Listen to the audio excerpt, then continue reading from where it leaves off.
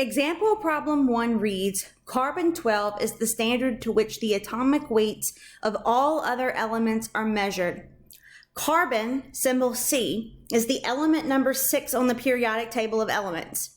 Write the correct atomic notation for carbon-12 using the variables A, X, Z, and specify the number of protons in the nucleus, the number of neutrons in the nucleus, and the number of electrons orbiting the nucleus in the element's electron shells. So we have to use AXZ notation to figure out protons, neutrons, and electrons. So X is going to be the element symbol. A is going to be the mass, and the way I remember it is mass has the letter A in it, mass. So A, and then Z, the thing that's left over, is going to be the number of protons. So starting with X, the elemental symbol, they tell you is C for carbon.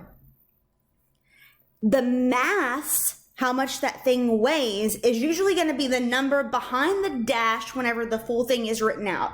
So we have carbon-12, there's the dash and then the number 12. So we know that the mass here is going to be 12.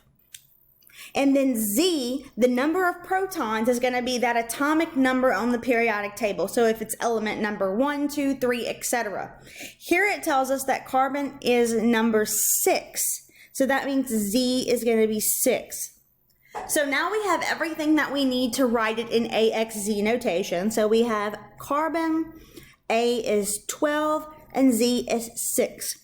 So this is how you would write this in atomic notation or AXZ notation. And then the problem additionally asks us to specify the number of protons, the number of neutrons, and the number of electrons. So the number of protons is going to be equal to the letter Z whenever you're in atomic notation. And so we know that Z equals number 6.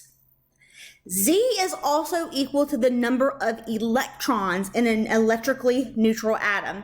And so since we're assuming that everything in this course is an electrically neutral atom because it's a 1310 course, the number of protons is going to equal the number of electrons. So this is also going to be 6.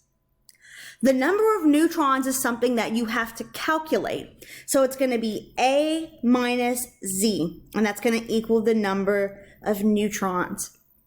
So 12 minus 6 equals 6. So there will be 6 neutrons in the nucleus of the atom.